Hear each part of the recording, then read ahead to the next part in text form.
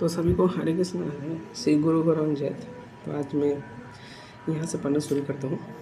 भगवान श्री कृष्ण के सब प्रकाश अंश तथा अवतारों में आह्लादनी शक्ति सर्वोत्तम प्रधान है।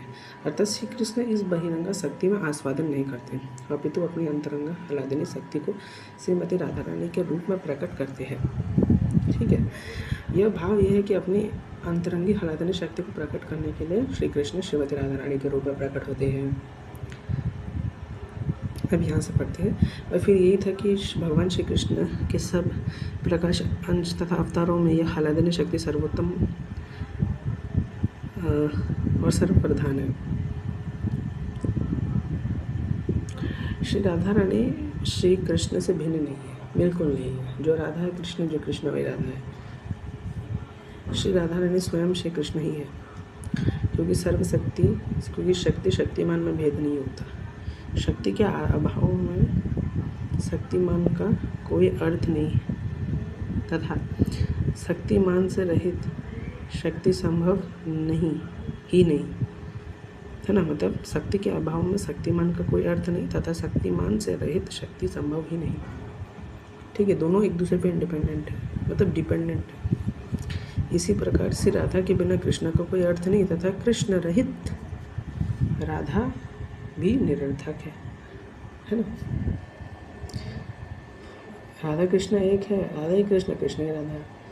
अतः वैष्णव दर्शन शास्त्र सर्वप्रथम परम ईश्वर श्री कृष्ण के आह्लादनी शक्ति की वंदना आराधना करते हैं।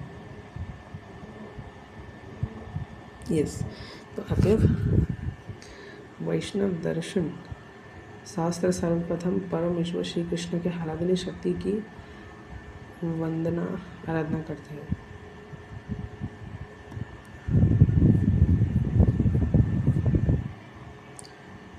इसलिए भगवान श्री कृष्ण और उनकी शक्ति को सदा राधा कृष्ण संबोधित किया जाता है ना। इसलिए भगवान और उनके शक्ति को सदा राधा कृष्ण संबोधित किया जाता है। बड़ा इम्पोर्टेंट चीज़ है। राधा कृष्ण का मतलब बताया जा रहा है। ऐसे ही नारायण उपासक लक्ष्मी नारायण कहकर प्रथम लक्ष्मी का नाम का उच्चारण करते हैं। रामोपासक में पहले श्री सीता नाम लेते हैं। इसी प्रकार सीता, राम, राधा कृष्ण, लक्ष्मी नारायण, इन सब में सर्वथा शक्ति का स्थान पहले ही है। शक्ति का स्थान पहले है ना। इवन शिव पार्वती जी में भी शिव पार्वती शिव ना, तो इसमें हमेशा सर्वथा शक्ति का स्थान पहले है। फिर इन सब में सर्वथा शक्ति का स्थान पहले है, बिल्कुल है। ठीक है,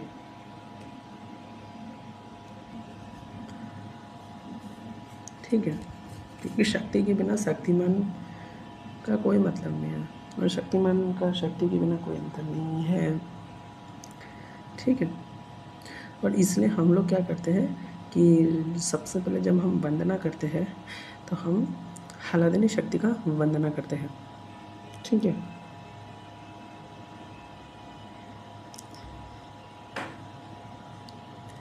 तो अभी हम यहाँ से पढ़ते हैं क्योंकि शक्तिमान का तभी वैल्यू होगा जब शक्ति रहेगी। जब शक्ति नहीं रहेगी तो शक्ति को धारण करने में तो क्या ही महत्व है। ठीक है, राधा कृष्ण एक ही तत्व है। जब भगवान श्री कृष्ण को आस्वादन की इच्छा होती है तो स्वयं वे राधा रूप में प्रकट होते हैं, है ना। भगवान श्री कृष्ण को आनंद आस्वादन की इच्छा होती है, आनंद आस्वादन की इच्छा होती है। ठीक है, लोगों को आनंद का आस्वादन कराना। ठीक है, तो स्वयं वे राधा रूप में प्रकट होते हैं। जैसे चैतन्य महाप्रभु हृदय राधा रानी का भाव लेकर आए। राधा कृष्ण का दिव्य प्रेम विलास वास्तव में श्री कृष्ण की अंतरंगा आह्लादनी शक्ति का कार्य है। तो ये राधा कृष्ण का जो दिव्य प्रेम विलास है वास्तव में श्री कृष्ण की अंतरंग आह्लादनी शक्ति का कार्य है। यद्यपि समझने के लिए कहा गया है कि जब श्री कृष्ण की इच्छाएं होती है पर उनके इच्छा काल पर निर्धारण हम नहीं कर सकते। ऐसा हम इसलिए कहते हैं क्योंकि भक्त जीव में हमारी धारणा के अनुसार सबका जन्म हुआ है, पर दिव्य जीवन आदि आनंद से रहित है। यह समझने के लिए कि राधा कृष्ण अभिन्न है और समय समय पर विचित्र भी हो जाते हैं। मन में स्वयं जिज्ञासा है कब, इसको हम अच्छे से और समझते हैं। यद्यपि समझने के लिए कहा गया है कि जब श्री कृष्ण की इच्छा होती है, यद्यपि समझाने के लिए कहा गया है कि समझाने के लिए एक एग्जाम्पल दिया जा रहा है, ठीक है। जब श्री कृष्ण की इच्छा होती है, पर उनके इच्छा काल का निर्धारण हम नहीं कर सकते, ठीक है, नहीं कर सकते, क्योंकि वो इच्छा से परे है, 3 गुण से परे है वो, ठीक है। ऐसा हम इसलिए कहते हैं कि भक्त जीवन में हमारी धारणा के अनुसार, ऐसा हम इसलिए कहते हैं क्योंकि भक्त जीवन में हमारी धारणा के अनुसार सबका जन्म हुआ है, पर दिव्य जीवन आनंद आदि आनंद से रहित है। तो भगवान श्री कृष्ण के सच्चिदानंद विग्रह है, भौतिक शरीर नहीं है उनका, सच्चिदानंद विग्रह है। तो वो दिव्य जीवन है, वो आदि अंत से रहित है।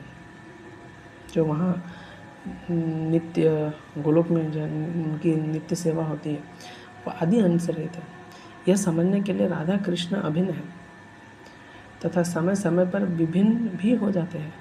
मन में स्वयं जिज्ञासा होती है कब, फिर से आप पढ़ते हैं, यह समझने के लिए कि राधा कृष्ण अभिन्न है, दोनों अभिन्न, दोनों में कोई भेद नहीं है, तथा समय समय पर विभिन्न भी हो जाते हैं। समय समय पर ऐसा लगता है कि दोनों विभिन्न हो गए। जैसे भगवान श्री कृष्ण मथुरा चले गए राधा रानी को छोड़ के, राधा रानी वृंदावन में थे और उन्होंने नारायण के साथ विवाह कर लिया, ठीक है। और ये कौन है रायण, ये क्या है ना, आक्षेप लगता है राधा कृष्ण की मामी है। इसमें भी लोग पाखंड फैला देते हैं, नीच लोग। तो ऐसे नीच लोगों का दावा को भी ब्रह्म वैवर्त पुराण में बहुत सुंदर तरीके से एक्सपोज किया गया है, ठीक है ना। तो ऑलरेडी मैंने बहुत पहले पाखंडी सत्यानंद महाराज को एक्सपोज किया था, ठीक है, आप देखिए। तो वहाँ पे मैंने एक्सपोज किया था इस क्लेम को, मैंने वीडियोस भी भेजा है, वो आप देखिए जरूर, किसी और अच्छा चैनल का है। तो समय सफर पर विभिन्न भी हो जाते हैं। मन में स्वयं जिज्ञासा होती है कब, आनंद आस्वादन की इच्छा होने पर श्री कृष्ण स्वयं श्रीमती राधा रानी के भिन्न विग्रह से प्रकट हुई तथा श्रीमती राधा रानी के माध्यम से, मतलब आनंद आस्वादन की इच्छा होने पर श्री कृष्ण स्वयं श्रीमती राधा रानी के भिन्न विग्रह से प्रकट हुए तथा श्रीमती राधा रानी के माध्यम से अपने रसा आस्वादन की कामना होने पर श्रीमती राधा रानी से एक हुए, ठीक है। ये तभी समझ आएगा जब भगवद्गीता पढ़ेगा। राधा कृष्ण के उस एक रूप का नाम है गौर सुंदर श्री चैतन्य महाप्रभु, ठीक है। राधा कृष्ण के उस एक रूप का नाम है श्री गौर सुंदर चैतन्य महाप्रभु। तो बहुत ही इम्पोर्टेंट है, इसलिए मैं थोड़ा धीरे धीरे काफ़ी स्ट्रेच करके पढ़ रहा हूँ ताकि लोगों को समझ आए, एक ही चीज़ को बार बार पढ़ रहा हूँ। आनंद आस्वादन की इच्छा होने पर श्री कृष्ण स्वयं श्रीमती राधा रानी के भिन्न विग्रह में प्रकट हो जाते हैं तथा श्रीमती राधा रानी के माध्यम से अपने रस आस्वादन की कामना होने पर श्रीमती राधा रानी से एक हुए। राधा कृष्ण के उस रूप का नाम है गौर सुंदर श्री चैतन्य महाप्रभु, ठीक है। तो जब भी भगवान को आस्वादन करने की इच्छा होती है तो वह राधा रूप में प्रकट होते हैं। वह राधा भावित, यहाँ पे था ना एक वर्ड, मैं राधा भावित श्री कृष्ण की वंदना करता हूँ। तो राधा भावित श्री कृष्ण हो जाते हैं, उस समय कृष्ण राधा भावित हो जाते हैं, राधा भावना भावित, राधा श्री राधा भावना भावित श्री कृष्ण हो जाते हैं। भाव हृदय राधा रानी का जब भी भगवान श्री कृष्ण आस्वादन करते हैं तो, ठीक है। हमेशा शक्ति के माध्यम से वो करते हैं, उनकी हालादनी शक्ति परम शक्ति है, ठीक है।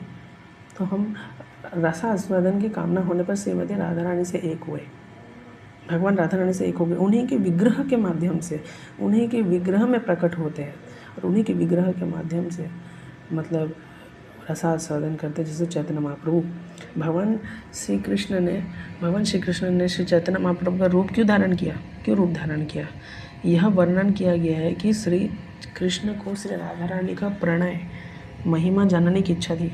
तो यह वर्णन किया गया है कि क्यों धारण किया गया, वेरी इंपॉर्टेंट है। तो यह वर्णन किया गया है कि इसका आंसर है कि श्री कृष्ण को श्री राधा की प्रणय महिमा जानने की इच्छा थी, प्रणय महिमा जानने की इच्छा थी। श्री कृष्ण को श्री राधा रानी की प्रणय महिमा जानने की इच्छा थी। तो राधा रानी का महिमा जानना था, राधा रानी का क्या महिमा है ना। श्री राधा रानी मुझे इतना प्रेम क्यों करती है? श्री कृष्ण सोचते थे कि श्री राधा रानी इतना क्यों प्रेम करती है। श्री कृष्ण पूछने लगे, उनका आकर्षण करने वाली मेरी अद्भुत मधुरिमा क्या है? ऐसा क्या है जिससे राधा रानी मुझसे आकर्षित हो जाती है? तथा मेरे प्रति उनके प्रेम का यथार्थ स्वरूप क्या है? ठीक है, वो किस स्वरूप से मेरे को प्रेम करते हैं? प्रेमा भक्ति है। परतत्व स्वरूप श्री कृष्ण का किसी से तो ये है कि भगवान श्री कृष्ण ने श्री चैतन्य महाप्रभु का रूप क्यों धारण किया? उत्तर है कि यह वर्णन किया गया है कि श्री कृष्ण को श्री राधा रानी के प्रणय महिमा जानने की इच्छा थी। ठीक है, तो श्री राधा रानी मुझे इतना प्रेम क्यों करती है, ये श्री कृष्ण वो सोचते हैं। श्री कृष्ण पूछने लगे, उनका आकर्षण करने वाली मेरी अद्भुत मधुरिमा क्या है? उनका आकर्षण करने वाली मेरी अद्भुत मधुरिमा क्या है? तथा मेरे प्रति उनका प्रेम का यथार्थ स्वरूप क्या है? परतत्व स्वरूप श्री कृष्ण का किसी के प्रेम से आकृष्ट होना आश्चर्यजनक है। इसलिए आश्चर्यजनक है क्योंकि वासुदेव सर्वमिति सहमात्मा सुदुर्लभ है, दुर्लभ नहीं सुदुर्लभ है। हम दोष युक्त तथा अपूर्ण हैं, इसलिए किसी स्त्री अथवा उसके प्रेम की खोज करते हैं।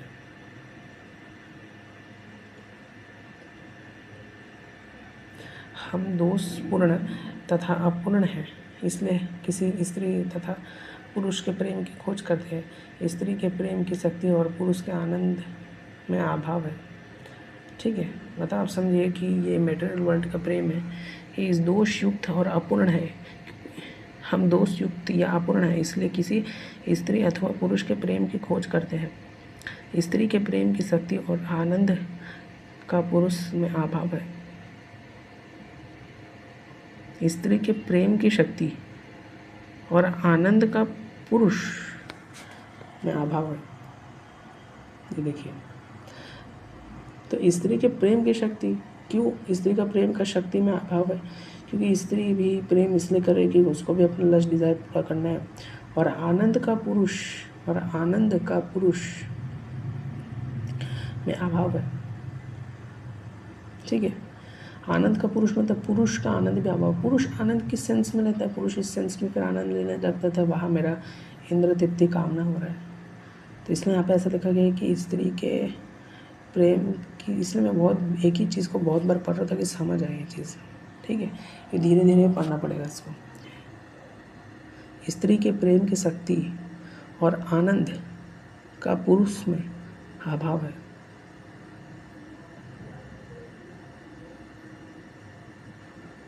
इसी कारण पुरुष को स्त्री की वांछा है। यस, क्योंकि स्त्री का प्रेम की शक्ति, जो जिस रूप से स्त्री के प्रेम की शक्ति है, ठीक है, और आनंद जो आनंद प्रदान कर रहा है, वो पुरुष में अभाव है। इसी कारण पुरुष को स्त्री की वांछा है। किंतु आप्त काम भगवान श्री कृष्ण के विषय में ऐसा नहीं है। अतः श्री कृष्ण ने विस्मय व्यक्त किया, राधा रानी के प्रति मैं आकृष्ट क्यों होता हूँ तथा मेरे प्रेम में श्रीमती राधा रानी का यथार्थ आस्वादन कैसा है। बड़ा इम्पोर्टेंट चीज़ है। ठीक है, ये थोड़ा सा लगेगा किसी को, इसलिए वो लोग भगवद गीता पढ़ा पड़ा है, एलिजिबिलिटी है भगवद गीता पढ़ा। ठीक है, देखिए, सभी को हरे कृष्ण, श्री गुरु ग्रंथ। तो आज मैं इस चीज़ को पढ़ रहा था और मैं यहाँ तक पढ़ा था। ठीक है, तो एक बार इसका रिकैप कर लेते, थोड़ा सा अच्छा इम्पोर्टेंट था कि यहाँ ऐसा लिखा है कि आनंद आस्वादन की इच्छा होने पर श्री कृष्ण स्वयं श्रीमती राधा रानी की भिन्न विग्रह प्रकट करते हुए तथा श्रीमती राधा रानी के माध्यम से अपने रसास्वादन की कामना होने पर श्रीमती राधा रानी से एक हुए। राधा कृष्ण के उस एक रूप का नाम है श्री गौर सुंदर चैतन्य महाप्रभु। ठीक है, ये चीज़ था। ठीक है, और फिर ये भी था कि तथा मेरे प्रेम में श्रीमती राधा रानी का यथार्थ आस्वादन कैसा है। उसी प्रेम के परम माधुर्य का आस्वादन करने श्री कृष्ण सिंधु से चंद्रमा की भांति प्रकट हुए। चंद्रमा समुद्र मंथन से प्रकट हुआ। ठीक है, तो मैंने एक चीज़ लिख के रखा था कि एक समरी है इम्पोर्टेंट सा, जिसको मैंने एक्सप्लेन किया था कि श्री चैतन्य महाप्रभु का प्राकट्य होने के क्या क्या कारण थे। ठीक है, यहाँ बहुत ही इंपॉर्टेंट चीज़ है, इसलिए मैंने इंपॉर्टेंट में देख रखा है कि श्री चैतन्य महाप्रभु के प्राकट्य होने के क्या कारण है। तो अब देखिए, श्री चैतन्य महाप्रभु का प्राकट्य में 3 इच्छाएं हैं। तो भगवान श्री कृष्ण के मन में राधा रानी के प्रेम को लेकर 3 मुख्य इच्छाएं जागृत हुई। ठीक है, तो राधा रानी के प्रेम को लेकर 3 इच्छाएं जागृत हुई, है ना। भगवान श्री कृष्ण के मन में राधा रानी के प्रेम को लेकर 3 इच्छाएं जागृत होती है। तो देखिए क्या क्या 3 इच्छाएं हैं। तो पहली इच्छा थी राधा रानी के प्रेम की महिमा क्या है। तो भगवान श्री कृष्ण जानना चाहते थे कि राधा रानी के प्रेम की महिमा क्या है, कि राधा रानी का जो प्रेम है उसकी महिमा क्या है, भगवान श्री कृष्ण के प्रति जो अगाढ़ प्रेम है उस प्रेम की महिमा क्या है ना। तो उस प्रेम की महिमा क्या है, मेरे श्री कृष्ण के उस अद्भुत माधुर्य का स्वरूप क्या है जिससे राधा रानी मेरी ओर आकर्षित होती है। तो उस माधुर्य का स्वरूप क्या है, उस कौन सा माधुर्य का कौन सा रस है, क्या स्वरूप है उस भक्ति का जिससे राधा रानी मेरी ओर आकर्षित होती है। और तीसरा, मेरे इस माधुर्य का आस्वादन करके राधा रानी को किस प्रकार के सुख की अनुभूति होती है। तो इस जो भगवान श्री कृष्ण का भक्ति का आस्वादन करती, जब राधा रानी भगवान का भक्ति करती है, भगवान के प्रति जो माधुर्य का आस्वादन है, भगवान के प्रति जो माधुर्य रस है, उनका माधुर्य रस का भक्ति है, भगवान के प्रति जो माधुर्य का आस्वादन है करके राधा रानी को किस प्रकार के सुख की अनुभूति होती है। तो राधा रानी को किस प्रकार के सुख की अनुभूति होती है, ठीक है, राधा रानी मेरी ओर कैसे आकर्षित होती है, उस अद्भुत माधुर्य का अनुभव क्या है, और राधा रानी के प्रेम की महिमा क्या है। तो ये 3 चीज़ भगवान श्री कृष्ण जानना चाहते थे। तो भगवान श्री कृष्ण इन आनंद का आस्वादन करना चाहते थे, ये जो आनंद है इसका आस्वादन करना चाहते थे भगवान श्री कृष्ण। एक्चुअली भगवान श्री कृष्ण इन 3 रहस्यों को जानना चाहते थे। इसलिए उपर्युक्त इन तीनों इच्छाओं को पूरा करने और राधा रानी के भाव और कांति अंग कांति को अंगीकार किया, इससे संयुक्त रूप श्री चैतन्य महाप्रभु गौर सुंदर कहा जाता है। और ये तीनों को जानने के लिए, ये 3 चीज़ जानने के लिए, भगवान श्री कृष्ण को ये 3 चीज़ जानने के लिए श्री कृष्ण ने राधा रानी का भाव लेके श्री चैतन्य महाप्रभु के रूप में नायक हुए। ठीक है, तो देखिए ये 3 इच्छाएं बड़े इंपॉर्टेंट है, यहाँ पर जो समझाया गया तो उसको ऐसे समरी करके लिखा है। तो ये 3 इच्छाओं के कारण, ये जो 3 इच्छाएं हैं, इसी के कारण भगवान श्री कृष्ण जानना चाहते थे कि राधा रानी का ये सब क्या तत्व है। ठीक है, ये जानना चाहते थे अब, और उसको जानना चाहते थे, और वो चैतन्य महाप्रभु के रूप में। इसलिए चैतन्य महाप्रभु में क्या है, भगवान श्री कृष्ण का अवतार है, लेकिन राधा रानी का ये है, राधा रानी का हृदय, इसलिए राधा भावना भावित श्री कृष्ण बोला जाता है। आप समझ रहे हैं आपको, तो यहाँ पे अच्छे से समझ रहे हैं। भगवान श्री कृष्ण, आप सवाल उठता है ये सब क्यों जानना चाहते थे। भगवान श्री कृष्ण ये सब इसलिए जानना चाहते थे क्योंकि भगवान श्री कृष्ण जब ये इन तीनों चीज़ों को जान लेंगे, जब भगवान श्री कृष्ण तो इन तीनों को जब जान लेंगे तो भगवान श्री कृष्ण क्या करेंगे, महाप्रभु क्या करेंगे, महाप्रभु उसको टीचिंग्स के रूप में अपने बुक में लिखेंगे, चैतन्य चरितामृत, चैतन्य भागवतम, है ना, जितने भी है ना, चैतन्य मंगला जो भी है, फिर उनके आने वाले जितने भी गोस्वामी षड दर्शन में लिखेंगे, फिर उसके बाद भक्ति रसामृत सिंधु, जितने भी और सारे भक्त हैं, गोविंद लीलामृत, तो उन सब में ये सब चीज़ें वर्णन रहेगी, सिस्टमेटिक तरीके से इसको लिखा जाएगा कि हाँ इसकी प्रेम की महिमा क्या है। तो इन तीनों सवाल के जो उत्तर है उसको बहुत डीपली श्री चैतन्य महाप्रभु ने टीचिंग्स के रूप में दिया। और भगवान श्री कृष्ण का मेन कारण ये था कि अगर कोई ये 3 भगवान श्री कृष्ण, ये जो 3 सवाल अगर भगवान श्री कृष्ण जानना चाहते थे, अब जब भगवान श्री कृष्ण को इन 3 सवालों को जवाब मिल जाएगा तो वो जो जवाब है उसको वो एक जगह लिखेंगे और समस्त जीवात्माओं में वो शिक्षाएं देंगे, ताकि जीवात्मा भी उन सभी शिक्षाओं का अनुसरण करके, उन सभी शिक्षाओं को फॉलो करके इस भक्ति के स्तर तक पहुंच सके, मतलब प्रेमा भक्ति के स्तर तक पहुंच सके, राधा रानी के भाव को, राधा रानी को प्रसन्न कर पाए। तो ये लोक कल्याण के लिए ऐसा भगवान श्री कृष्ण ने सुंदर लीला किया था। ठीक है, तो वही है। तो राधा रानी के प्रेम की महिमा क्या है, श्री कृष्ण का अपना माधुर्य क्या है, और आनंद की अनुभूति क्या है, जो राधा रानी की जो आनंद की अनुभूति होती है भगवान श्री कृष्ण के माधुर्य के प्रति, वो क्या है। श्री कृष्ण के स्वयं के रूप में ऐसा कौन सा अद्भुत बात है जिससे श्रीमती राधा रानी आकृष्ट है, समझे। तो ये बड़ा इंपॉर्टेंट चीज़ था, ठीक है। मैंने इसलिए कल थोड़ा विराम दे दिया क्योंकि हेवी हो जाता फिर थोड़ा। भगवान श्री कृष्ण को आस्वादन क्यों हो रहा था तथा उनको किस चीज़ों को लेकर आस्वादन हो रहा था तथा भगवान श्री कृष्ण का इस पर क्या प्रयोजन था। अगले प्रश्न में 3 पॉइंट्स लिखे हैं जिससे पता चलता है कि भगवान श्री कृष्ण का आस्वादन क्यों हो रहा था। 3 पॉइंट्स थे और आस्वादन होने का प्रयोजन क्या था। प्रयोजन ये था कि लोगों को लोक शिक्षाएं दे, लोगों का कल्याण हो, है ना, लोगों का कल्याण किया जा सके, ताकि यही शिक्षा सिस्टमेटिक तरीके से बुक में लिखा जाए। उन्होंने मैन्युस्क्रिप्ट में लिखा और ऐसे ऐसे कर करके ये शिक्षाएं हम तक पहुंच रही हैं।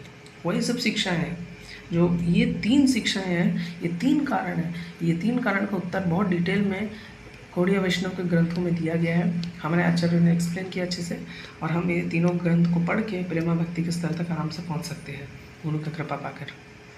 तो ये देखिए, तो आपने ये देख लिया। तो हमने देखा कि कितना इम्पोर्टेंट चीज़ था जो आज बहुत लोगों को पहली बार पता चलेगा, ठीक है, कि श्री चैतन्य महाप्रभु का आविर्भाव क्यों हुआ, क्यों, क्या कारण था, क्यों हुआ। ये हमको बहुत इम्पोर्टेंट चीज़ लगा जो इसलिए मैंने लिखा, क्योंकि बहुत लोगों को नहीं पता होगा ये चीज़, ये काफ़ी इम्पोर्टेंट है ये चीज़। अब इसको कैसे कंपेयर किया जा रहा है कि उसी प्रेम रस के माधुर्य का आस्वादन करने श्री कृष्ण से चंद्रमा की भांति प्रकट हुए। चंद्रमा समुद्र मंथन से प्रकट हुआ, उसी प्रकार ये एक एनालॉजी देके समझाया जा रहा है कि जैसे चंद्रमा समुद्र मंथन से प्रकट हुआ, ऐसे श्री कृष्ण सिंधु से चंद्रमा की भांति प्रकट हुए, ठीक है। उसी प्रकार से राधा कृष्ण के प्रेम विलास के मंथन से श्री चैतन्य महाप्रभु प्रकट हुए। तो ये एक एग्जाम्पल दिया जा रहा है कि कैसे प्रकट हुए। वास्तव में श्री चैतन्य महाप्रभु चंद्रमा के सामान्य गौर वर्ण है। यद्यपि यह अलंकारिक भाषा है, किंतु इससे गौर सुंदर श्री चैतन्य महाप्रभु के प्राकट्य का तात्पर्य स्पष्ट हो जाता है। उनके प्राकट्य की संपूर्ण महिमा का आगामी वर्णों अध्याय में वर्णन हुआ होगा। तो अब देखिए,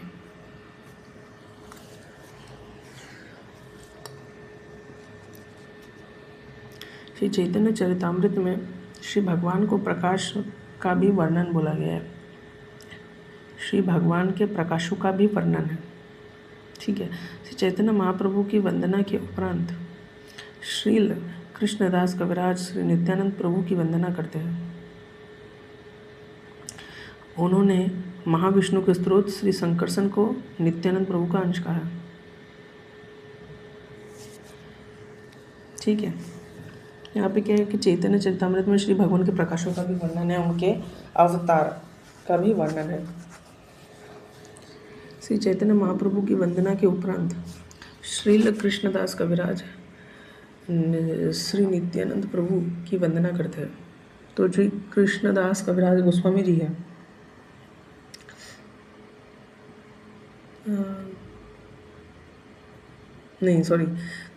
श्री चैतन्य महाप्रभु की वंदना के उपरांत श्रील कृष्णदास कविराज श्री नित्यानंद प्रभु की वंदना करते हैं। हाँ, तो पहले श्रील कृष्णदास कविराज जी नित्यानंद प्रभु की वंदना करते हैं, फिर चैतन्य महाप्रभु के वंदना के उपरांत, ठीक है। मुझे याद नहीं आ रहा, अगर मैं गलत नहीं हूँ तो क्या चैतन्य चरितामृत श्रील कृष्णदास कविराज जी ने ही लिखा था। मैं अगर गलत नहीं हूँ तो मुझे करेक्ट कीजिएगा अगर मैं कहीं गलत हूँ तो। श्रील कृष्णदास कविराज श्री नित्यानंद प्रभु की वंदना करते हैं। महाप्रभु को वंदना करने से पहले श्री नित्यानंद प्रभु को वंदना करते हैं। उन्होंने महाविष्णु के स्त्रोत श्री शंकरशन को श्री नित्यानंद का अंश कहा है। ये श्री शंकरशन श्री नित्यानंद स्वयं बलराम ही है। श्री बलराम श्री कृष्ण के प्रथम प्रकाश है, अवतार के रूप में, है ना। श्री कृष्ण से बलराम निकलते हैं, है ना। उनसे क्रमशः अनेक प्रकाश है, प्रकाश मतलब अवतार है ना, अंश अवतार जो भी है, उनसे क्रमशः अनेक अवतार निकलते। प्रथम है उनके क्रमशः, अब बलराम से क्या निकलते हैं, संकर्षण प्रद्युम्न अनिरुद्ध। श्री संकर्षण श्री प्रद्युम्न तथा श्री अनिरुद्ध का प्राकट्य होता है। इसी प्रकार अनेक प्रकाश है। ब्रह्म संहिता के प्रमाण के अनुसार श्री कृष्ण इन सब के आदि कारण है। वे उस आदि दीपक के समान है जैसे जैसे लाखों दीप जलते हैं, असंख्य दीपों के प्रज्वलित हो जाने पर भी आदि दीपकों का अपना आदि स्वरूप बना रहता है। तो इसका मतलब ये है कि जितना सर्वशक्तिमान भगवान श्री कृष्ण है, उतना सर्वशक्तिमान उनके जितने भी प्रकाश है वो भी है। जितना सर्वशक्तिमान हरि है, जितना सर्वशक्तिमान अनिरुद्ध है, जितना सर्वशक्तिमान नृसिंह है, उतना सर्वशक्तिमान राम है, जितना सर्वशक्तिमान वही कृष्ण है। तो कृष्ण, राम, अनिरुद्ध, विष्णु, नारायण में कोई भेद नहीं है। कृष्ण, राम, अनिरुद्ध, त्रिविक्रम, दामोदर, नारायण, अधोक्षज, माधव, अनिरुद्ध, हरि, शंकरषण, इनमें कोई भेद नहीं है, लेकिन आदिकरण कृष्ण है ब्रह्म संहिता के अनुसार। फिर देखिए, इस प्रकार श्री कृष्ण विष्णु तत्व नामक अनेक अंशों में अपना प्राकट्य करते हैं।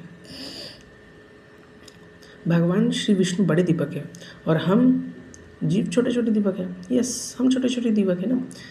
समुद्र से समुद्र का अंश निकला, अग्नि है, अग्नि से छोटे छोटे चिंगारी निकले, तो भगवान विष्णु के अंश हैं। तत्वतः ये सभी भगवान श्री कृष्ण के अंश हैं। मतलब भगवान विष्णु बड़े दीपक और हम जीव छोटे छोटे दीप हैं। तत्वतः उसी प्रकार ये सभी भगवान श्री कृष्ण के अंश हैं। ठीक है, मतलब तत्वतः क्योंकि श्री कृष्ण श्री विष्णु के बराबर है, तो जितने भी जीव, अगर हम विष्णु के ही अंश हैं तो हम कृष्ण की भी अंश हो गए। प्राकृत ब्रह्मांड की सृष्टि का रहस्य होने पर भगवान श्री विष्णु महाविष्णु के रूप में प्रकट होते हैं। प्राकृत ब्रह्मांड की सृष्टि का समय होने पर भगवान श्री विष्णु महाविष्णु के रूप में प्रकट होते हैं। अब वो भगवान विष्णु है, महाविष्णु, इनमें कोई भेद नहीं है। सिंपल अलग अलग वर्क करने हैं। वही भगवान श्री कृष्ण विष्णु के रूप ले रहे हैं, वही भगवान श्री कृष्ण महाविष्णु का रूप ले रहे हैं, तो इनमें कोई भेद नहीं है। ठीक है, विष्णु, राम, कृष्ण में कोई भेद नहीं है, बस अलग अलग कार्य है, अलग अलग सबका कार्य है। श्री कृष्ण का कार्य क्या है? श्री कृष्ण का कार्य निर्माण करना नहीं है। श्री कृष्ण का कार्य अपना हमेशा अपने भक्तों के साथ रहना, उनके जो भक्ति का आदान प्रदान करना, अपने भक्तों के साथ नित्य रहना, है ना। ठीक है, चैतन्य महाप्रभु का क्या है? प्रचार करना, वही श्री कृष्ण है। फिर विष्णु जी का है, नारायण का कुछ अलग फंक्शन है, फिर महाविष्णु, इनका अलग अलग फंक्शन है। तो ऐसा नहीं है कि ये मूल रूप से कृष्ण और विष्णु में कोई भेद नहीं है। ठीक है, अब भगवान श्री विष्णु महाविष्णु के रूप में प्रकट होते हैं। कारण समुद्र पर शयन करते हुए इन महाविष्णु के नासों से श्वास के साथ समस्त ब्रह्मांड बाहर हुआ करते हैं। तो विष्णु भी बहुत सारे प्रकार के हैं। महाविष्णु हो गए, गर्भोदक्षाय विष्णु हो गए, शिरोदक्षाय विष्णु हो गए, या महाविष्णु को हम कारणोदक्षाय विष्णु भी कहते हैं ना। तो उनके छिद्रों से श्वास से समस्त ब्रह्मांड प्रकट होते हैं। इसी प्रकार महाविष्णु तथा कारण समुद्र से प्रकट होने पर सब ब्रह्मांड, इसी प्रकार महाविष्णु तथा कारण समुद्र मतलब जहाँ पे महाविष्णु शयन करते हैं, निवास करते हैं, तथा कारण समुद्र से प्रकट होकर सब ब्रह्मांड कारण समुद्र में तैरते हैं। तो जितने भी ब्रह्मांड है, जितने भी यूनिवर्स निकलते हैं, वो उसी कारण में तैरते हैं। उनके श्वास से, उनके स्किन पोर्स से बहुत सारे अनंत ब्रह्मांड निकलते हैं। वो अनंत ब्रह्मांड आपके कारण सागर में निवास करते हैं।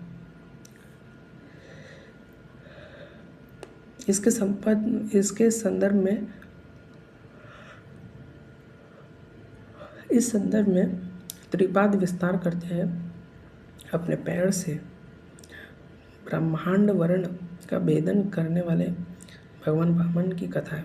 तो यहाँ पे इस संदर्भ में श्रीपाद विस्तार करते हैं कि अपने पैर से ब्राह्मण वर्ण का भेदन करने वाले श्री वामन की कथा है। उनके पद निर्मित छिद्र के कारण समुद्र का जल प्रवाहित होने लगा। कहा जाता है कि वही जल प्रवाह गंगा कहलाई। तो यहाँ पे बताया गया कि भगवान श्री कृष्ण, ये गंगा कैसे निकली? तो उनके पद निर्मित छिद्र के कारण। तो इसका मतलब क्या है कि त्रिपाद विस्तार करते समय अपने पैर से ब्रह्मांड वर्ण का भेदन करने वाले श्री भगवान श्री वामन की कथा। तो भगवान वामन को भी बोला गया, एक ही है। भगवान श्री वामन की कथा है। उनके पद निर्मित छिद्र, पाँव में निर्मित छिद्र के कारण समुद्र का जल प्रवाहित होने लगा। पाँव में छोटे छोटे छेद, स्पोर्स हैं। कहा जाता है कि वही जल प्रवाह गंगा कहलाई। ठीक है, तो कहा गया कि वही जल प्रवाह गंगा कहलाई, अतः परम पवित्र विष्णु जल के रूप में गंगा की मान्यता है तथा हिमालय से बांग्लादेश तक समस्त हिंदुओं द्वारा वह पूजित है ना। गंगा का क्या ही महिमा है बताइए, बहुत महिमा है।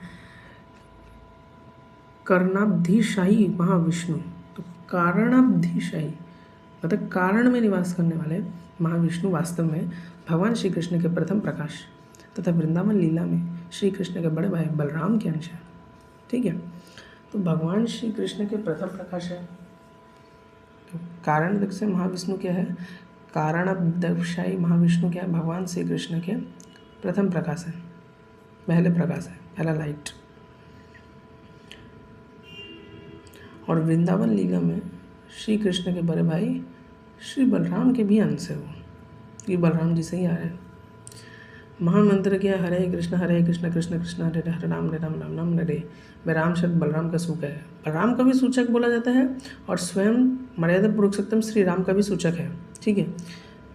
राम मतलब प्रभुपाद जी ने भी बोला है कि राम का मतलब हम बलराम भी है और राम का मतलब ये भी है कि मर्यादा पुरुषोत्तम सीताराम वाले राम, वो भी है मर्यादा पुरुषोत्तम श्री राम जो त्रेता युग में आए थे। श्री नित्यानंद श्री बलराम के प्रकाश है। यस, श्री नित्यानंद श्री बलराम के प्रकाश है। नित्यानंद प्रभु क्या है, बलराम तत्व है, अतः राम शब्द से उनका भी निर्देश है। यस, इस प्रकार हरे राम, कृष्ण बलराम कहीं नहीं, अभी तो चैतन्य नित्यानंद का भी संबोधन है। बिल्कुल, कृष्ण बलराम और राम बहुत कुछ है। राम बलराम का भी सूचक है, एक राम हम मर्यादा पुरुषोत्तम श्री राम के रूप में भी लेते हैं। ठीक है, तो राम का बहुत सारा अर्थ है। ठीक है, श्री चैतन्य चरितामृत की विषय वस्तु इस प्राकृत सृष्टि से अतीत तत्व है।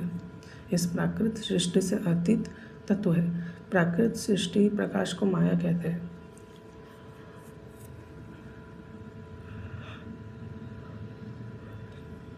तो यहाँ पे बताया गया कि प्राकृत सृष्टि, तो विषय वस्तु इस प्राकृत सृष्टि से अतीत तत्व है। इस प्रकृति मेटेरियल वर्ल्ड से अतीत तत्व है। प्राकृत सृष्टि प्रकाश को माया कहते हैं। प्राकृत सृष्टि प्रकाश को माया कहते हैं। ठीक है, क्योंकि उसका अस्तित्व नित्य नहीं है। क्योंकि ये प्राकृत सृष्टि कैसे बना, जब महाविष्णु गर्भस्थ करते हैं शंभु के द्वारा, अपने नेत्रों के द्वारा, शंभु के द्वारा प्रधान पर, पता होगा प्रधान इनएक्टिव है, वहाँ से महातत्व बना। ठीक है, भागवतम में बताया गया, वहाँ से फिर इसका निर्माण होता है। तो यहाँ पे इसलिए बोला गया कि इस प्राकृत सृष्टि से अतीत तत्व है। ठीक है,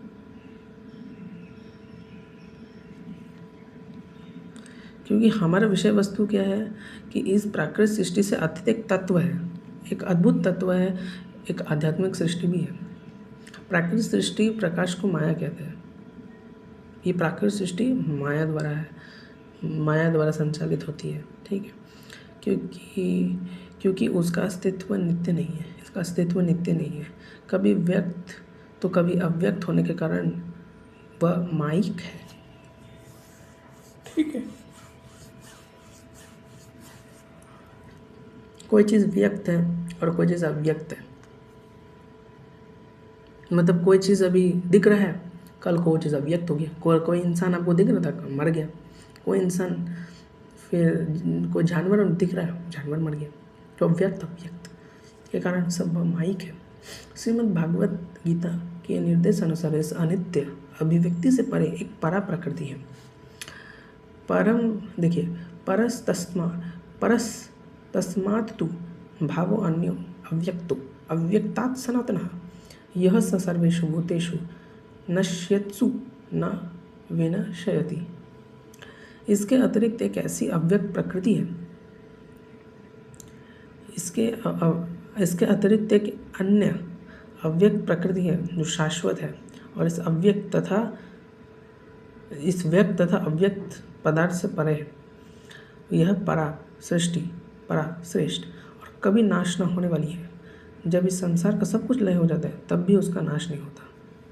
ठीक है, तो वो प्रकृति क्या है कि जितना भी एक अव्यक्त प्रकृति है, एक अन्य अव्यक्त प्रकृति है, वो अव्यक्त प्रकृति हमको नहीं दिखता, इसलिए उसको अव्यक्त बोला जा रहा है। ठीक है, तो वो अव्यक्त प्रकृति हमको दिखता ही नहीं है। क्यों नहीं दिखता वो अव्यक्त प्रकृति? क्योंकि वो अव्यक्त है। वो हम इतने अभी एक मटेरियल इंसान नहीं देख सकता उसको। ठीक है, लेकिन वो शाश्वत है और उस अव्यक्त और अव्यक्त पदार्थ से परे है। व्यक्त पदार्थ कौन है? Material word. अव्यक्त पदार्थ, ठीक है, अव्यक्त पदार्थ है, तो वो आध्यात्मिक जगत, ब्रह्म और भौतिक जगत से परे है। वो परा श्रेष्ठ और कभी नाश न होने वाली है। जब इस संसार का सब कुछ लय हो जाता है तब भी उसका नाश नहीं होता। ठीक है, तो प्राकृतिक सृष्टि से अतीत तत्व क्या है? ऐसा तत्व है, वो तत्व के बारे में वर्णन किया कि ऐसा तत्व है। वह परा प्रकृति व्यक्त अव्यक्त से परे है। वह परा प्रकृति क्या है? व्यक्त अव्यक्त से परे है। वह आध्यात्मिक सृष्टि, ब्रह्म और भौतिक जगत से परे है। जन्म मृत्यु से अतीत, यही सब जीवों की देहों में प्रकाशित चेतना है। जन्म मृत्यु से अतीत, जो जन्म मृत्यु से अतीत, वही सब जीवों की देहों में प्रकाशित चेतना है। देह अपरा प्रकृति से बनी अवश्य है, किंतु परा प्रकृति ही उसे क्रियाशील करती है। और वो परा प्रकृति कौन? आत्मा। लेकिन वो आत्मा भी अशुद्ध हो गया अब परा प्रकृति के संपर्क में आते ही। उस परा प्रकृति का लक्षण चेतना है। तो परा प्रकृति का लक्षण क्या है? चेतना। समझ आ गया? परा प्रकृति का लक्षण क्या? चेतना है। अतः पूर्ण रूप से परा प्रकृति द्वारा निर्मित वैकुंठ जगत में सभी कुछ चैतन्य है। वहाँ पे सब कुछ चैतन्य, वहाँ पे सब कुछ आध्यात्मिक है। प्राकृतिक जगत में निर्जीव पदार्थ अचेतन है, सब अचेतन है। वहाँ पे किसी चीज़ का मतलब आपका निर्जीव पदार्थ अचेतन है। जैसे चेतन मतलब जैसे आज आपके वृक्ष भी चेतन है, भागवतम में बताया गया, लेकिन वो मतलब 1% ही है, ऑलमोस्ट अचेतन है। लेकिन वैकुंठ जगत में ऐसा नहीं, वहाँ पे सब कुछ चेतन है। इस प्राकृतिक सृष्टि की सीमा का अनुमान नहीं किया जा सकता। इसका बहुत बड़ा है यूनिवर्स, एक यूनिवर्स ही इतना बड़ा है, बताइए। इस प्राकृतिक सृष्टि की सीमा का अनुमान नहीं किया जा सकता। प्राकृतिक जगत में सब कुछ कल्पना अथवा किसी अन्य अपूर्ण विधि द्वारा अनुमानित है। ठीक है, परंतु वैदिक शास्त्र तो प्राकृत ब्रह्मांड से अतीत तत्व को भी जानकारी देते हैं।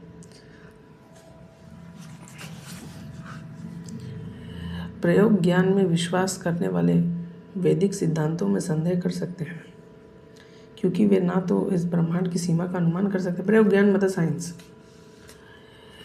क्योंकि ना ही वो सीमा का अनुमान कर सकते हैं और ना स्वयं ब्रह्मांड में दूर जा सकते हैं, ना स्वयं ब्रह्मांड में दूर जा सकते।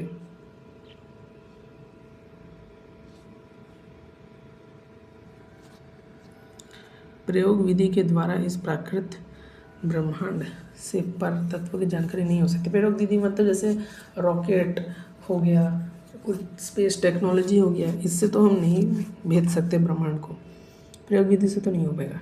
धारणा से अतीत तत्व को अचिंत्य कहते हैं। अचिंत्य के संबंध में तर्क अथवा मनोधर्म करना व्यर्थ है। मतलब हमको तर्क नहीं करना चाहिए, ऐसा है। इस संबंध में तर्क तथा मनोधर्म करना व्यर्थ है। यथार्थ अचिंत्य तत्व मनोधर्म अथवा प्रयोग का विषय नहीं हो सकता। यथार्थ अचिंत्य तत्व मनोधर्म अथवा प्रयोग का विषय नहीं हो सकता। हमारी शक्तियाँ और इंद्रिय ज्ञान सीमित है। हमारी शक्तियाँ और इंद्रिय ज्ञान सीमित है। हमारा जो वो अचिंत्य तत्व है, ठीक है, वो अचिंत्य तत्व मनोधर्म अथवा प्रयोग का विषय नहीं हो सकता। क्योंकि देखिए वो प्रयोग का इसलिए विषय नहीं हो सकता, हम उसको उस वर्ल्ड को एक्सेस इसलिए नहीं कर सकते क्योंकि हमारे इंद्रियां और शक्तियां सीमित नहीं है।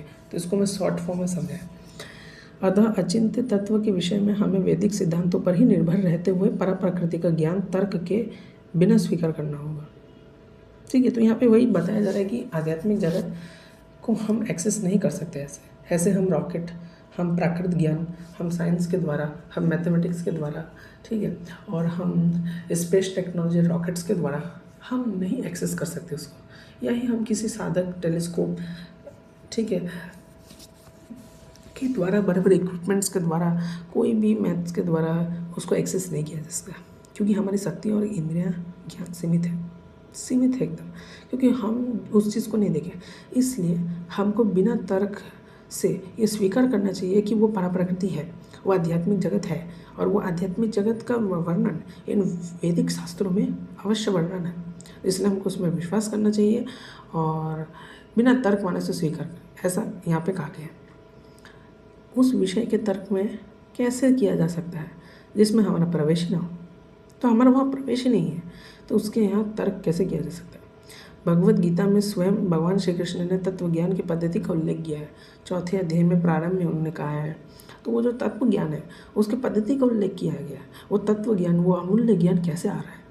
एवं व्यवस्थ योगम प्रोक्तवानम अवम व्यवयम विवस्वान मनवे प्राह मनुऋक्षवाक कवेक ब्रहवित।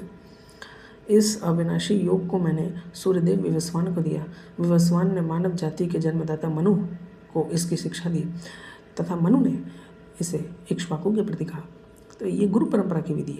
ये गुरु परंपरा के द्वारा यह आध्यात्मिक तत्व ज्ञान, ये जो शुद्ध तत्व ज्ञान जो भगवान श्री कृष्ण द्वारा दिया जा रहा है, एज इट इज़ नॉलेज, और गुरु परंपरा के थ्रू आ रहा है। यह गुरु परंपरा की विधि है। इसी प्रकार श्रीमद् भागवतम में श्री कृष्ण ने सृष्टि के आदि जीव ब्रह्मा के हृदय में ज्ञान का संचार किया। तेने आदि ब्रह्म आदि कवि है ना, लिखा हुआ है भागवतम में। देखिए यहाँ पे लिखा था, देखिए यहाँ लिखा है ना कि तेने आदि हृदय ये आदि कवि ये मुहुयन्ति युत्सरः तेजवारी मृताम यथा विनिमय यत्र त्रिसर्गो मृषा। तेने ब्रह्मा आदि जो आदि कवि है, उन्होंने ब्रह्मा जी के हृदय में ज्ञान का संचार किया। ब्रह्मा जी ने यह शिक्षा श्री नारद मुनि को दी। श्री नारद मुनि ने अपने शिष्य श्री व्यास देव को दिया। श्री व्यास देव जी ने से मध्वाचार्य को ज्ञान हुआ। मध्वाचार्य से माधवेंद्रपुरी ने तथा माधवेंद्रपुरी ने श्री ईश्वरपुरी ने उसे ग्रहण कर श्री गौर चैतन्य महाप्रभु को प्रदान किया। यह जिज्ञासा हो सकती है कि यदि श्री चैतन्य महाप्रभु स्वयं श्री कृष्ण ने, तो उन्होंने गुरु की आवश्यकता क्यों पड़ी?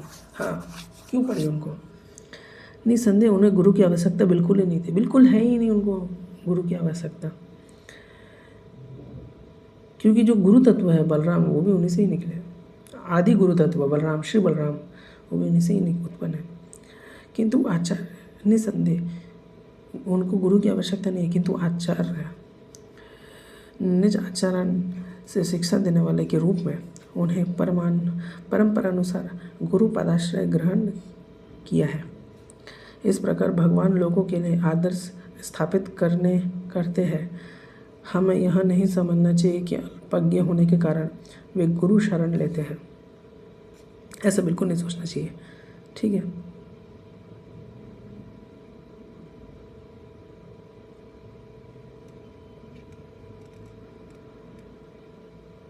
आदर्श स्थापित करने के लिए भगवान ने कहा। हमें ये नहीं समझना चाहिए कि अल्पज्ञ होने के कारण वे गुरु शरण लेते हैं। वे तो केवल गुरु परंपरा अंगीकार करने को महत्व सिद्ध कर रहे हैं। ठीक है, उस गुरु परंपरा का ज्ञान वास्तव में भगवान श्री कृष्ण से आता है। क्षुण्ण रूप में अवतरित होने पर ही ज्ञान पूर्ण होता है।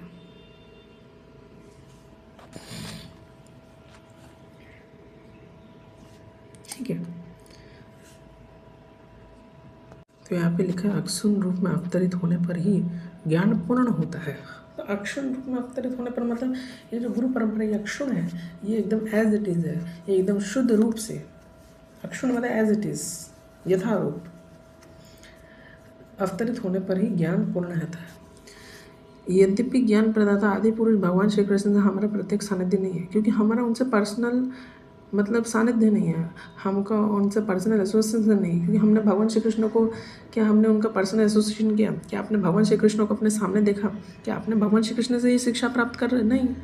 किंतु प्रसारण आदि पुरुष भगवान श्री कृष्ण से हमारा प्रत्यक्ष सानिध्य नहीं है, ठीक है। लेकिन जो प्रसारण प्रकाशवन आदि पुरुष भगवान श्री कृष्ण से हमारा प्रत्यक्ष सानिध्य नहीं है उनका, हमारा उनसे प्रत्यक्ष सानिध्य नहीं है। हमारा उनसे प्रत्यक्ष सानिध्य थोड़ी ना है। क्या आपने कभी देखा कि कोई भक्त बस मेरे साथ आपने, क्या आपके पास कभी श्री कृष्ण आए ऐसे? क्या आपने श्री कृष्ण से डायरेक्ट ज्ञान ले रहा है? कुछ श्री कृष्ण बोल के ज्ञान नहीं, ये गुरु परंपरा से आ रहा है। आपने तो उनका भगवान श्री कृष्ण का कभी सानिध्य नहीं प्राप्त किया प्रत्यक्ष रूप से। किंतु प्रसारण की इस पद्धति से गुरु द्वारा ही ज्ञान प्राप्त हो सकता है। गुरु के द्वारा ही इस पद्धति से भगवान श्री कृष्ण का ज्ञान प्राप्त हो सकता है। श्रीमद् भागवतम में उल्लेख है कि परतत्व भगवान श्री कृष्ण ने ब्रह्मा जी के हृदय में दिव्य ज्ञान का संचार किया, अतः ज्ञान प्राप्ति का एक मार्ग हृदय है। यस, ज्ञान प्राप्ति की दो प्रकृतियाँ हैं, ठीक है। ज्ञान प्राप्ति करने का मार्ग हृदय है। ज्ञान की दो पद्धतियां हैं, एक परमात्मा के रूप में प्राणी मत के अंतर्यामी भगवान श्री कृष्ण पर आश्रित। दो पद्धतियां हैं, एक परमात्मा रूप में प्राणी मात्र के अंतर्यामी भगवान श्री कृष्ण पर आश्रित हो रहे सर्वधर्मम परित्यज्य मामेकं शरणं व्रज अहं त्वं सर्वपापेभ्यो मोक्षयिष्यामि मा शुचः। और दूसरी श्री कृष्ण के प्रकाश रूप गुरु पर निर्भर करती है। तो ज्ञान पद्धति की दो पद्धतियाँ हैं, टू पद्धतिज। There are two important things ज्ञान प्राप्ति के लिए। एक तो भगवान श्री कृष्ण के ऊपर आश्रित हो जाओ, और दूसरी श्री कृष्ण के प्रकाश स्वरूप। तो वो जो गुरु है वो गुरु पर निर्भर करती है। गुरु का सेवा करो, गुरु के बदैया चले जाओ। इस प्रकार बाह्य और अंतर दोनों रूप में श्री कृष्ण ज्ञान का संचार करते हैं।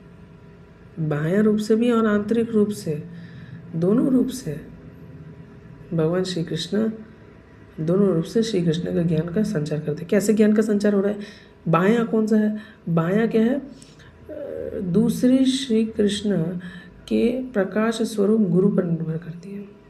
अब गुरु के शरणागत हो जाओ, बाह्य स्वरूप है। और आंतरिक स्वरूप क्या है? भगवान के शरणागत हो जाओ, ठीक है। भगवान के शरणागत हो जाता आपसे बाह्य स्वरूप से कैसे भगवान श्री कृष्ण आपको ज्ञान का संचार करे? गुरु परंपरा के थ्रू और आंतरिक शिक्षा के थ्रू, हृदय के थ्रू, है ना। कि आपके हृदय में जो परमात्मा बैठे हैं। हमें केवल उसे धारण करना है। यदि ज्ञान इस विधि से प्राप्त किया जाए तो वो महत्वपूर्ण नहीं रह जाता कि वह अचिंत्य है अथवा नहीं। देखिए, हमें केवल उसे धारण करना है।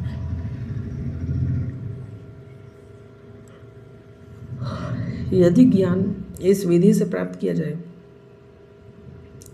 ये जो विधि है, जो दो पद्धतियाँ बताई गई हैं, इस दो पद्धतियों से इस ज्ञान को प्राप्त किया जाए तो यह महत्वपूर्ण नहीं रह जाता कि वह अचिंत्य है अथवा नहीं, ठीक है।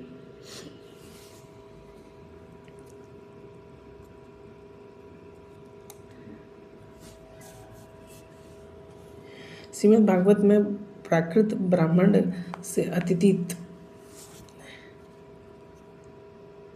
श्रीमद् भागवत में प्राकृत ब्राह्मण से अतीत वैकुंठ लोकों के संबंध में विशद जानकारी उपलब्ध है। श्री चैतन्य चरितामृत में भी प्रचुर अचिंत्य ज्ञान है।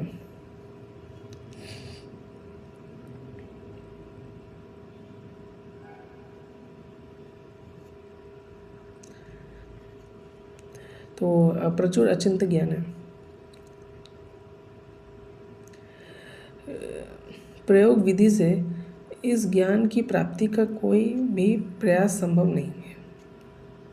इस ज्ञान को इसी रूप में ही स्वीकार करना होगा। तो यहाँ से मैं एक बार अच्छे से पढ़ता हूँ। यदि ज्ञान इस विधि से प्राप्त किया जाए तो यह महत्वपूर्ण नहीं रह जाता, वह अचिंत्य है। नहीं। तो अचिंत्य शब्द का मतलब क्या है? अचिंत्य शब्द का मतलब क्या है, हम ये समझना पड़ेगा। अचिंत्य का मतलब अचिंत्य, मतलब जिसको सामान्य बुद्धि द्वारा नहीं समझा जा सकता, जिसको सामान्य बुद्धि द्वारा हम उसका इंटरप्रिटेशन नहीं कर सकते। श्रीमद् भागवत में अब इसी यह कहा जा रहा है कि अगर हम इस विधि से ज्ञान प्राप्त करें, ये दो पद्धति से ज्ञान प्राप्त करें, प्रामाणिक गुरु परंपरा से ज्ञान प्राप्त करें, तो ये महत्वपूर्ण नहीं रह जाता कि अचिंत्य है ना, ये नहीं। तो हमको ये फिक्र नहीं करना चाहिए कि क्या ये ज्ञान सच में है, कि उस प्रकृति के अस्तित्व के बारे में हमको संदेह नहीं करना चाहिए। भगवान अपने आप सुबुद्धि दे देते हैं उसको। श्रीमद् भागवतम में प्राकृत ब्रह्मांड से अतीत वैकुंठ लोकों के संबंध में विशद जानकारी उपलब्ध है। श्री चैतन्य चरितामृत में भी प्रचुर अचिंत्य ज्ञान है। अचिंत्य मतलब ऐसा ज्ञान है जो नॉर्मल बुद्धि द्वारा इंटरप्रिटेशन पॉसिबल नहीं है, उसको श्री चैतन्य चरितामृत में अच्छे से समझाया गया है, ताकि हम अपने बुद्धि और इंद्रियों में रहते हुए भी उसको समझ पाए, इसलिए उसको अचिंत्य ज्ञान बोला जा रहा है।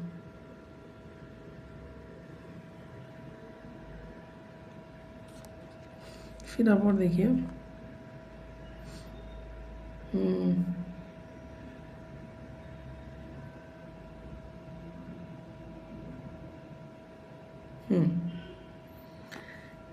प्रयोग विधि से इस ज्ञान की प्राप्ति का कोई भी प्रयास संभव नहीं है। ठीक है, प्रयोग विधि मतलब जो प्रयोग विधि है, जो साइंस या टेक्नोलॉजी विधि के माध्यम से अगर हम अपने मटेरियल सेंसेस का यूज़ करके इन प्रयोग करें, तो इस ज्ञान की प्राप्ति का कोई भी प्रयास संभव नहीं है। इस ज्ञान को इसी रूप में ही स्वीकार करना होगा। तो ये ज्ञान को स्वीकार करने का एक रूप है। एक तरीका ये हो सकता है कि हम उसी जगत में जाके देख लेते हैं, साइंस का यूज़ करके स्पेस टेक्नोलॉजी में देख लेते हैं भगवान है कि नहीं, फिर आराम से हम ना करेंगे, नहीं। लेकिन उसका अच्छा सिस्टमेटिक तरीका यही है कि हम इन दो पद्धतियों का आश्रित करें, एक परमात्मा के रूप में प्राणी मात्र के अंतर्यामी भगवान श्री कृष्ण पे आश्रित हो जाए, और दूसरी भगवान श्री कृष्ण के प्राकृत स्वरूप गुरु परंपरा पर निर्भर कर दिए, जो अक्षुण रूप में अवतरित होने पर भी हमारा ज्ञान पूर्ण होती है। यद्यपि ज्ञान प्रदाता आदि पुरुष भगवान श्री कृष्ण से हमारा प्रत्यक्ष सानिध्य नहीं है, किंतु प्रसारण आदि पुरुष भगवान श्री कृष्ण से ही हमारा प्रत्यक्ष सानिध्य नहीं है, किंतु प्रसारण की इस पद्धति से ही गुरु द्वारा ही ज्ञान प्राप्त हो सकता है। तो ये जो गुरु पद्धति है, अगर हम इसमें आश्रित हो जाए तो हमको बाकी तरीका नहीं सोचना चाहिए कि यदि ज्ञान इस विधि से प्राप्त किया जाए तो महत्वपूर्ण नहीं रह जाता कि वह अचिंत्य है अथवा नहीं। ठीक है, तो मैं एक समरी के रूप में आपको बताने का कोशिश किया है। वैदिक शास्त्रों में शब्द प्रमाण का महत्व है। शब्द प्रमाण का 3 प्रकार के प्रमाण है, तो उसमें शब्द प्रकार का महत्व है, बहुत ज़्यादा है। ठीक है, वैदिक ज्ञान में सबसे अत्यंत महत्वपूर्ण है, क्योंकि शुद्ध होने के कारण वह प्रमाण है, क्योंकि शुद्ध होने के कारण वो प्रमाण है। प्राकृतिक जगत में भी दूरभाष फोन अथवा आकाशवाणी रेडियो द्वारा हजारों मीलों तक दूर प्रसारित जानकारी प्रामाणिक समझते हैं। ठीक है, प्राकृतिक जगत में क्या है कि जो दूरभाष फोन अथवा आकाशवाणी रेडियो द्वारा हजारों मील दूर प्रसारित जानकारी स्वीकार की जाती है। यस, बिल्कुल किया जाता है ना। हमको कोई न्यूज़ में कोई चीज़ बता रहा है तो बिल्कुल किया जा रहा है ना।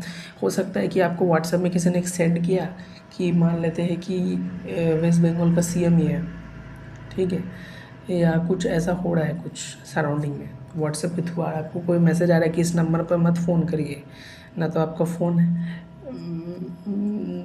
के थ्रू आपका अकाउंट हैक कर लिया जाएगा, इस लिंक पर कैसे क्लिक ना करें, ना तो आपके मालवेयर फ्रोजोन ये सब जितने भी आपके वायरसेस है वो आ जाएंगे, इसके कारण आपका अकाउंट हैक हो जाएगा। व्हाट्सएप के थ्रू हज़ारों लोग आपको मैसेज करके आपकी तरफ पहुँच रहे हैं, आप उसमें विश्वास कर रहे हैं, तो हम इस शब्द को प्रामाणिक समझते हैं।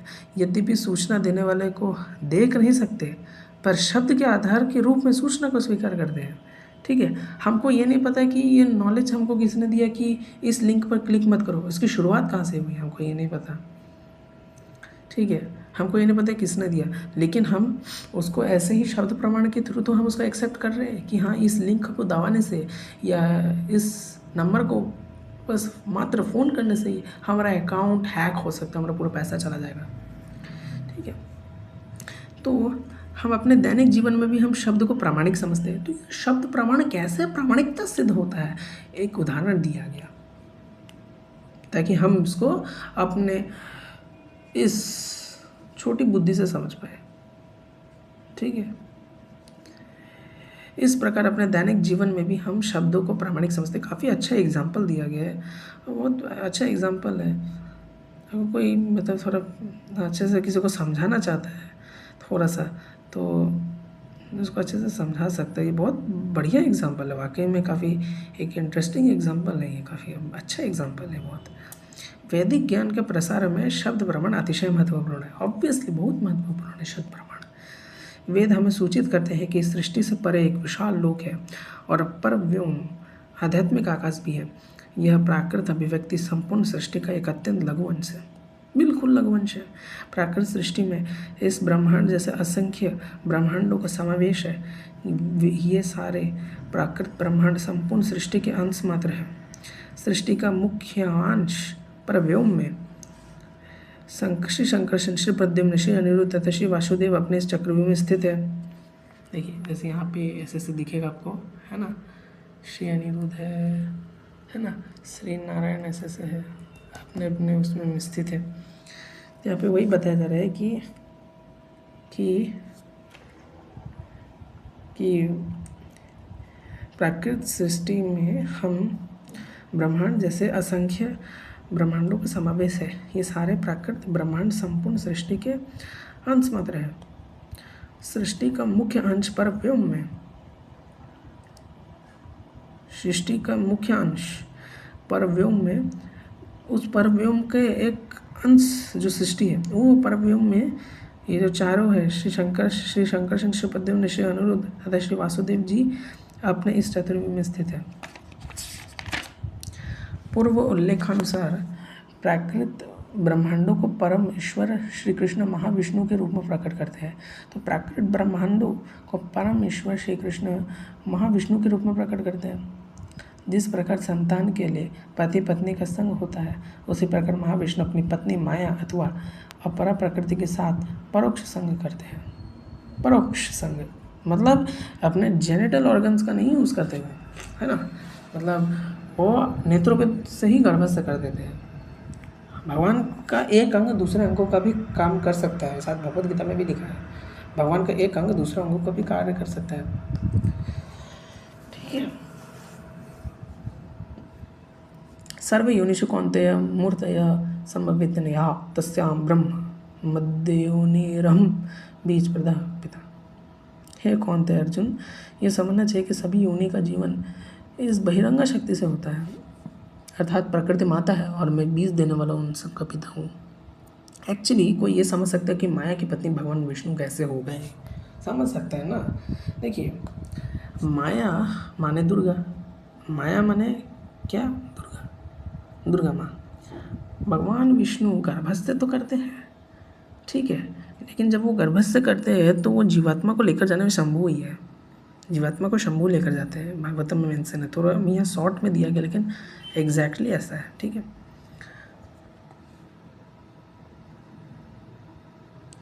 भगवान विष्णु देखने मात्र से ही माया अथवा बहिरंगा पृथ्वी में गर्भदान कर देते हैं। कैसे गर्भदान करते हैं भगवान? नेत्रों के द्वारा। शंभु गर्भदान करते हैं, शंभु लेकर जाते हैं सब तत्वों का, अगर आपको पता होगा। भगवान श्री विष्णु देखने मात्र से ही माया अथवा बहिरंगा प्राकृत बहिरंगा प्रकृति में गर्भदान कर देते हैं। ये दिव्य प्रकृति है, ये दिव्य पद्धति है। प्राकृत होने के कारण हम केवल अपने एक अंग से गर्भदान कर सकते हैं, हम अपने एक अंग से गर्भदान कर सकते हैं। हाँ, प्राकृत में क्या है कि हम प्राकृत हैं, हम मेटेरियल वर्ल्ड में एक ही अंग से गर्भदान कर सकते हैं। वो अंग क्या है? जनेंद्रियाँ, मतलब जेनिटल्स, है ना। गर्भदान जैसे प्राकृत जगत में, प्राकृत इस मेटेरियल वर्ल्ड में पुरुष गर्भदान कैसे करता है? अपना शीशणम का प्रयोग करता है वो, ठीक है। लेकिन आध्यात्मिक जगत में ऐसा नहीं है। लेकिन मतलब वास्तव में भगवान ऐसा नहीं, भगवान का एक अंग दूसरा अंग का भी कार्य कर सकता है। तो जरूरी नहीं कि भगवान को वही अंग यूज़ करना पड़े ना, भगवान अपने नेत्रों का प्रयोग करते हैं, ठीक है। परंतु किंतु परम ईश्वर भगवान श्री कृष्ण अथवा महाविष्णु के, भगवान श्री कृष्ण अथवा महाविष्णु मान रहे ना, दोनों एक है, अथवा महाविष्णु किसी भी अंग द्वारा किसी भी अंग में गर्भाधान कर सकते हैं, किसी भी अंग द्वारा और किसी भी अंग में गर्भाधान कर सकते हैं। वे केवल अपरा प्रकृति की ओर देखकर उसके पेट में असंख्य जीवों का गर्भाधान कर सकते हैं। एक्चुअली गर्भाधान भी शंकर जी की मदद से हुआ है, ठीक है। तो अल्टीमेटली जो शंकर जी और मतलब पार्वती जी के मिलन से ही हो रहा है, ठीक है। लेकिन हम शॉर्ट में बोल देते हैं कि महाविष्णु ने प्रकृति को गर्भ से किया। ब्रह्म संहिता भी प्रमाणित करते कि परम ईश्वर भगवान श्री कृष्ण का दिव्य श्री विग्रह इतना शक्तिशाली है कि उसका कोई भी अंग किसी भी अन्य अंग का कार्य संपादित कर सकता है। भगवद गीता में भी है शायद, हम हाथ अथवा त्वचा द्वारा ही स्पर्श करने में समर्थ है, किंतु भगवान श्री कृष्ण तो दृष्टि से भी स्पर्श कर सकते हैं। हम सिर्फ नेत्रों द्वारा केवल देख सकते हैं, स्पर्श अथवा गंध नहीं कर सकते, परंतु भगवान श्री कृष्ण अपने अप्राकृत मतलब स्पिरिचुअल ट्रांसेंडेंटल अप्राकृत नेत्रों से भी गंध ग्रहण और भोजन करने में भी समर्थ है। जब श्री कृष्ण को भोग अर्पण किया जाता है तो हम उन्हें भोजन करने नहीं देखते, भोजन करते हुए नहीं देखते ना, हम भगवान को भोग लगाते हैं। कहाँ, ऐसा तो नहीं है कि भगवान आराम से गले में नैपकिन बांध के एक फोक लेकर आ रहे हैं, खा रहे हैं, हम चबा रहे हैं, ऐसा तो नहीं है, नहीं देख पाते हम। जब भगवान श्री कृष्ण को भोग अर्पण किया जाता है तो हमें उन्हें भोजन करते नहीं देखते। अन्न पर दृष्टि डालकर जगत में होने वाली क्रियाओं की पद्धति का हम अनुमान तक नहीं लगा सकते, तो वो अन्न पर दृष्टि डालकर भोग स्वीकार करते हैं। अब वो जिस प्रकार अन्न पर दृष्टि डालकर जगत में होने वाली क्रियाओं की पद्धति का हम अनुमान नहीं लगा सकते, उसका हम अनुमान नहीं लगा सकते, वो ट्रांसेंडेंटल है, हम लगा ही नहीं सकते, हम देख ही नहीं सकते हैं अपने मेटेरियलाइज के द्वारा ये सब कार्य होते हुए।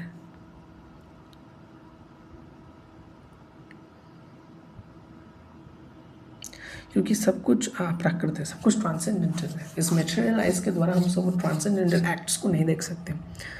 यह नहीं है कि श्री कृष्ण कुछ खाते नहीं हैं या हम उनके द्वारा खाने की कल्पना मात्र कर लेते हैं, वे वास्तव में खाते हैं, पर उनकी भोजन विधि हमारे खाने की विधि से भिन्न है ऑब्वियसली। तो देखिए कितना बारीक से प्रभुपाद जी कितना सुंदर तरीके से बारीक तरीके से समझा रहे कि कैसे एक नास्तिक या कोई इंसान धर्म को समझ सकता है। जैसे धर्म को जिस प्रकार से समझ सकते हो वैसा नहीं है, एक नास्तिक इंसान भी कैसे धर्म को समझ सकता है। हमारी भोजन विधि उनकी भोजन विधि की समान ही होती है, तभी होगी जब हम शुद्ध सत्व के स्तर पर आरूढ़ हो जाएंगे। तो हमारे भोजन की विधि और उनकी जो विधि है वो तभी समान होगी जब हम शुद्ध सत्व के स्तर पर आरूढ़ हो जाए। इस स्तर पर देह का प्रत्येक अंग किसी भी दूसरे अंग का कार्य कर सकता है, तो शुद्ध सत्व का स्तर है।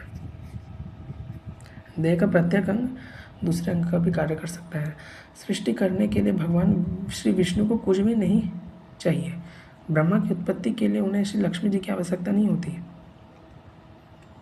क्योंकि ब्रह्मा का जन्म श्री विष्णु के नाभि उत्पन्न कमल से होता है।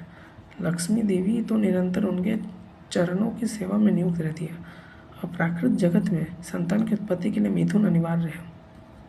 तो ऐसा नहीं कि ब्रह्मा जी का जन्म के लिए श्री विष्णु ने लक्ष्मी जी के साथ मतलब ऐसे कोई क्रियाएं हुई जैसे हम लोग मिथुन करते हैं, नहीं।